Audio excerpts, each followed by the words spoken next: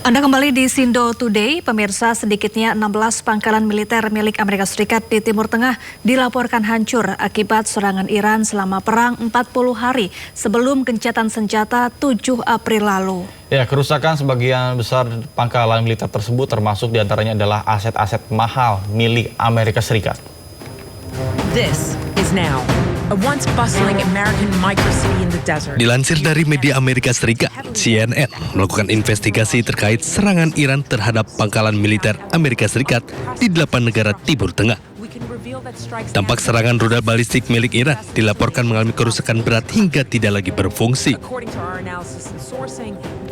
Perang antara Iran, Amerika Serikat, dan Israel pecah sejak 28 Februari 2026. Serangan Iran di 16 pangkalan Amerika Serikat ini menyerang aset bernilai tinggi seperti radar canggih, infrastruktur komunikasi, dan pesawat militer Amerika Serikat. Pada serangan ini juga Amerika Serikat menuding Iran memanfaatkan satelit mata-mata buatan Cina TEE-018 untuk memantau dan mengarahkan serangan presisi drone serta rudal ke pangkalan Amerika Serikat.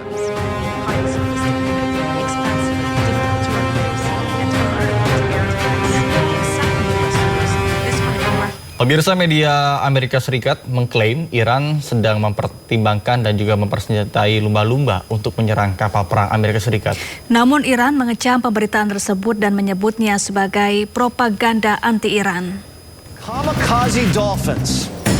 The Persians want to strap mines to dolphins to weaponize. Warga Iran mengecam pemberitaan dari media Amerika Serikat Fox News yang mengklaim bahwa Iran sedang mempertimbangkan untuk menggunakan lumba-lumba untuk menyerang pasukan Amerika Serikat. Iran dikabarkan mengerahkan lumba-lumba yang dipersenjatai ranjau untuk melancarkan serangan drone kamikaze terhadap kapal perang Amerika Serikat di Selat Hormuz. Sementara dilansir dari media Iran Tasnim News Agency, warga Iran mengecam pemberitaan tersebut dan menyebutnya sebagai klaim absurd dan propaganda anti-Iran.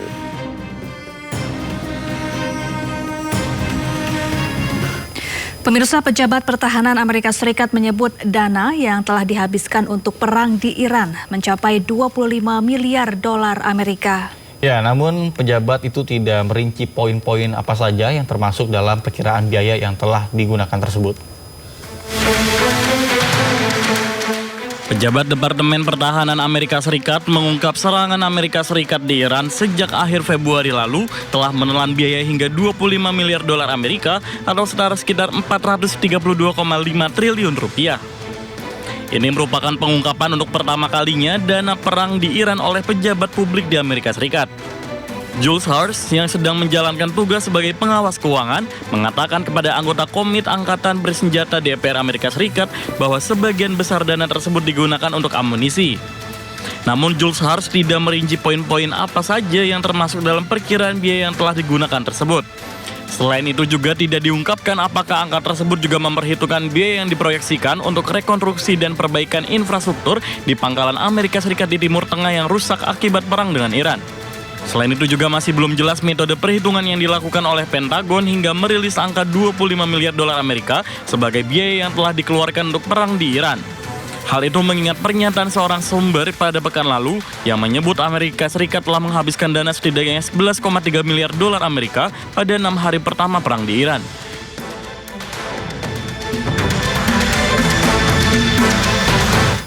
Pemirsa, kapal induk terbesar di dunia milik Amerika Serikat USS Gerald R. Ford akan segera kembali ke pangkalannya di Virginia. Kepulangan ini menandai berakhirnya masa penugasan bersejarah selama lebih dari 300 hari di Timur Tengah.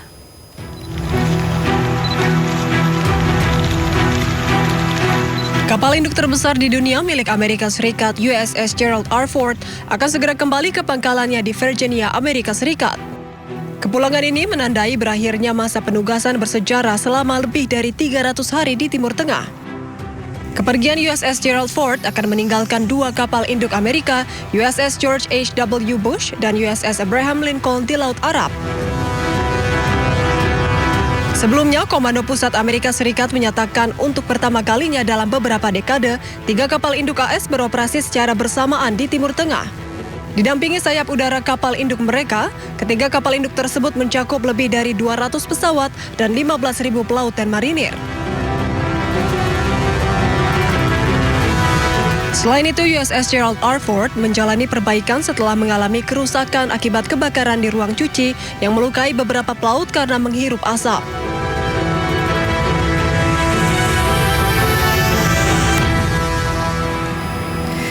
Pemirsa, Presiden Amerika Serikat Donald Trump menyatakan dirinya tak puas dengan proposal baru yang ditawarkan Iran mengenai kesepakatan damai. Ya, Trump menyatakan hal tersebut telah melakukan percakapan dengan Teheran.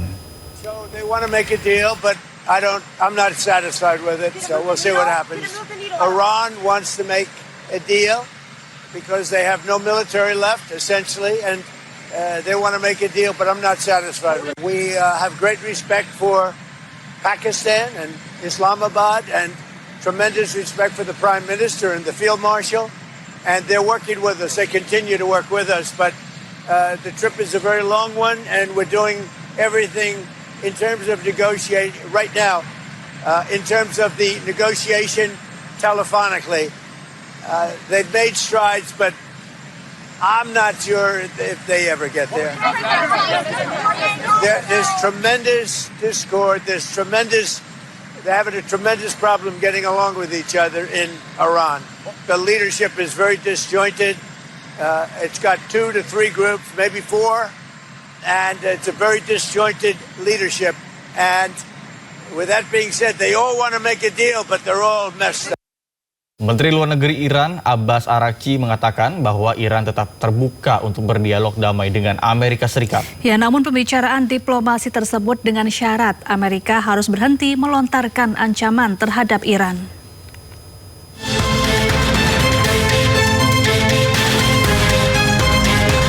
Konflik di Timur Tengah belum kunjung berakhir sejak 28 Februari. Amerika Serikat dan Iran gagal mencapai kesepakatan dalam pembicaraan damai putaran pertama di Islamabad, Pakistan pada bulan April lalu. Iran menolak perundingan putaran kedua dengan Amerika Serikat lantaran tuntutan AS dianggap tidak realistis. Meski begitu, Iran tetap terbuka untuk berdialog dengan AS. Dilansir dari media Iran Press TV, Menteri Luar Negeri Iran Abbas Araghchi menyebut diplomasi dengan Amerika Serikat terbuka dengan syarat Amerika harus berhenti ancam Iran dan mengubah pendekatan ekspansionis atau strategi perluasan pengaruh dan wilayah untuk meningkatkan dominasi. Diketahui Presiden AS Donald Trump mengklaim perang melawan Iran telah berakhir. Namun Amerika tetap mempertahankan pasukan militernya di Timur Tengah dan blokadenya di Selat Hormuz.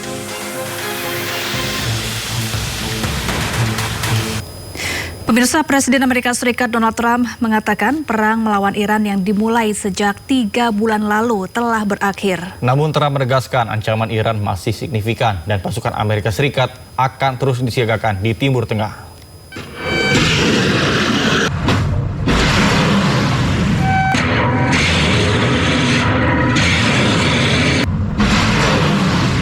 Presiden Amerika Serikat Donald Trump mengumumkan kepada Kongres bahwa perang melawan Iran telah berakhir. Operasi militer Amerika Serikat yang diluncurkan tanpa persetujuan Kongres tersebut telah mencapai batas waktu 60 hari.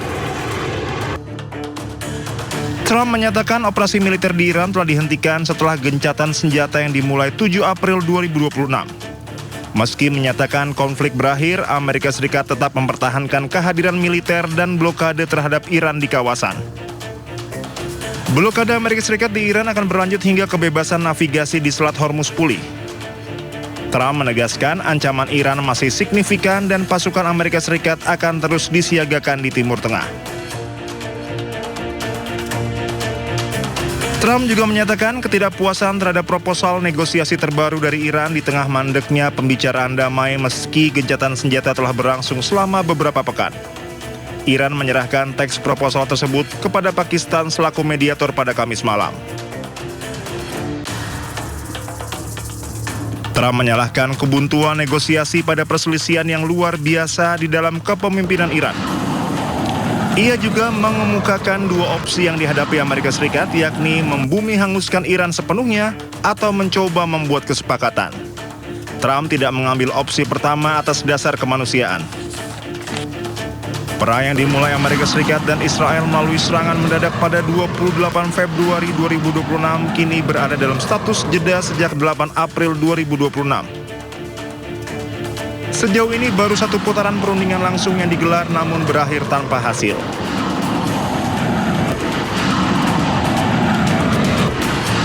Berdasarkan Undang-Undang Kekuasaan Perang, Presiden Amerika Serikat memiliki waktu 60 hari melancarkan perang tanpa persetujuan Kongres. Dengan menyatakan perang melawan Iran berakhir, Trump secara efektif mengatur ulang hitungan waktu yang memungkinkannya memulai kembali perang di kemudian hari dengan jangka waktu 60 hari. Juru bicara Kementerian Luar Negeri Iran, Ismail Baqai, menyatakan Amerika Serikat tidak serius dalam perundingan. Ini terjadi di tengah tanggapan Teheran terhadap revisi Amerika Serikat atas kesepakatan potensial melalui perantara Pakistan. ما قرار هست که با طرف پاکستانی به عنوان میانجی گفتگویی داشته باشیم راجع به مختصات تفاهمی که مد نظر ماست و اون تفاهم چیست؟ تفاهم متمرکز هست بر خاتمه جنگ. ما در رابطه با موضوع هسته‌ای خب در دوره ریاست جمهوری جدید آمریکا تو این یکی دو سال یک سال و نیم بارها صحبت کردیم. دو بار بعد از صحبت‌های ما در حین صحبت اونها تجاوز نظامی داشتن به ایران. الان هم مشخص هست که جدی نیستند. هم در مورد بحث رفع تحریم، ببینید شما نمیتونید ادعا بکنید که من همه تحریم ها رو بر می‌دارم، همزمان تحریم ها رو تشدید بکنید، بدتر از اون شما مرتکب دزدی دریایی بشید. Amerika Serikat dan Iran tidak kunjung menemukan titik temu untuk negosiasi lanjutan. Hal ini membuat pejabat senior di militer Iran memperkirakan pertempuran besar antara negara-negara itu bisa saja terjadi.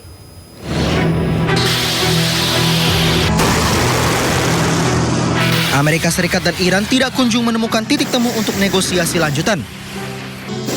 Situasi ini membuat negeri Paman Sam dan sekutu dekatnya Israel siap kembali menggempur negara Timur Tengah itu. Pejabat senior di militer Iran, Muhammad Jafar Asadi memperkirakan pertempuran besar antara negara-negara itu bisa saja terjadi.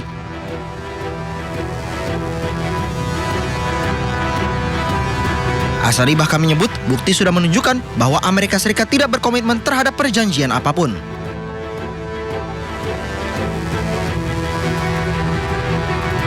Sebelumnya Amerika Serikat dan Iran sempat menggelar perundingan damai di Islamabad, Pakistan pada pekan kedua April.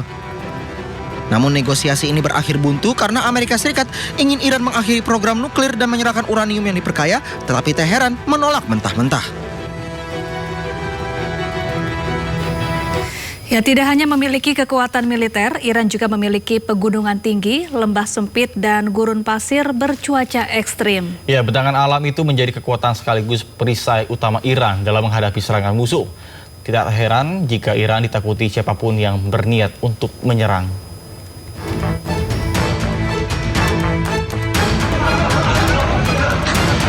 Tidak mudah menyerang Iran. Digempur Amerika dan Israel sejak 28 Februari, Iran tak juga luluh lantah. Selain didukung kekuatan dan fasilitas militer, salah satunya rudal balistik, kondisi geografis Iran juga turut menjadi kekuatan utama.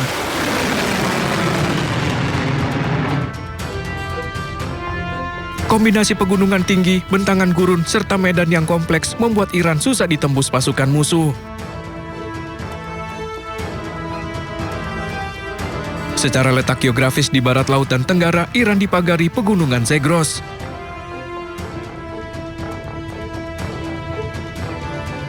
Sementara di utara, menjulang pegunungan Alborz dengan ketinggian rata-rata 4 hingga 6.000 meter, pegunungan di Iran memiliki lembah yang sempit, lembah yang sulit ditembus berbagai kendaraan musuh. Selain bentangan pegunungan bagian tengah, Iran juga didominasi gurun luas seperti Das Kafir dan Das Eilit.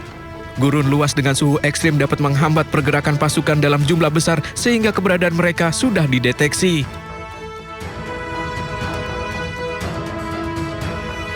Tak hanya gurun dan gunung, di bagian utara terbentang Laut Kaspia, sementara di selatan Iran memiliki teluk terkenal bernama Teluk Persia. Teluk ini tersimpan 62% minyak dunia. Selain itu, dari Teluk Persia, Iran juga melancarkan berbagai serangan terhadap pangkalan militer Amerika Serikat. Pejuang Hizbullah juga melakukan serangan menggunakan drone ke pasukan Zionis Israel. Serangan ini terus dilakukan oleh pejuang Hizbullah di Balat, Lebanon Selatan untuk mengusir pasukan Zionis Israel. Serangan ini menargetkan pasukan Zionis Israel yang mencoba memasuki dan menduduki Lebanon Selatan. Pada serangan ini belum diketahui berapa korban jiwa yang dialami oleh Zionis Israel.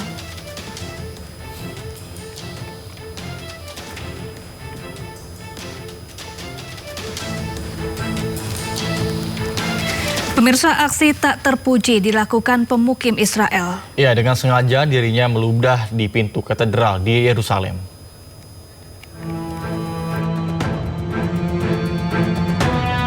Aksi tidak terpuji ini diduga dilakukan pemukim Israel. Dengan sadar dan sengaja, pria bertopi ini meludah di depan pintu katedral di Yerusalem. Tidak hanya meludah, sambil melihat ke arah kamera pengawas, pria ini sengaja memasukkan jari dengan simbol tertentu. Video aksi tidak terpuji ini beredar luas di media sosial dan memicu keprihatinan publik. Aksi ini dinilai tidak menghargai tempat ibadah dan berpotensi menimbulkan terjadinya bentrok antar umat beragama. Sementara itu, seorang pemukim Israel secara tiba-tiba menyerang biarawati Kristen di Yerusalem. Insiden ini terjadi di wilayah dengan sensitivitas agama dan politik yang tinggi. Sebuah video memperlihatkan penyerangan oleh pemukim Israel terhadap seorang biarawati Kristen. Terlihat aksi agresif pelaku yang tiba-tiba mendorong korban hingga tersungkur. Bahkan pelaku tega menendang korban yang sudah terjatuh. Warga sekitar tampak langsung mendatangi korban. Insiden ini memicu kekhawatiran atas perlindungan terhadap tokoh keagamaan di kawasan tersebut.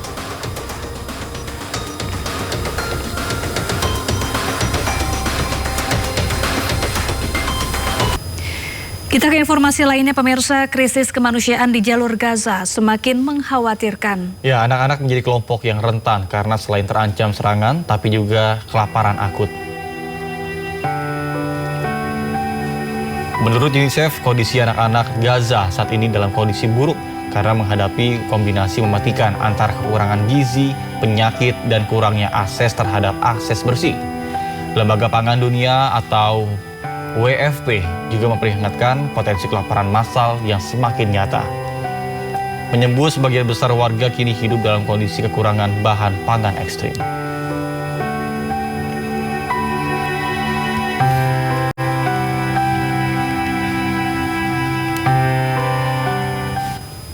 Ya pemirsa, kamp-kamp pengungsian Gaza diserang hama tikus dan juga serangga. Ya, selain membawa penyakit, hama tikus dan serangga juga melukai bayi-bayi di tenda.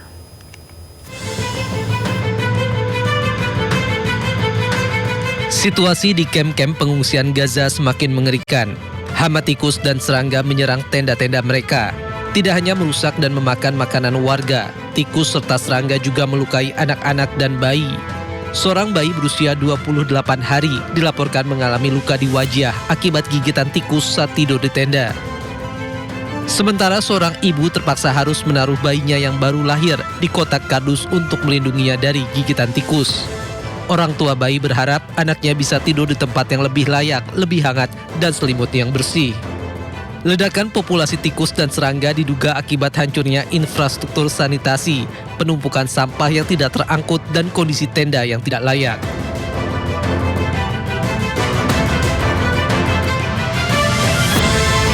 Pemirsa, pasukan penjajah Israel menyerang seorang anak disabilitas di Yerusalem Timur, Palestina. Inilah detik-detik saat tentara penjajah Israel mengejar anak berkebutuhan khusus di kamp pengungsi Shufat, Yerusalem Timur. Korban yang ketakutan sempat linglung sebelum akhirnya terpojok dan dipukuli tentara Zionis. Diketahui korban bernama Mahdi Abu Thalib sempat ditahan sementara saudaranya dipukuli.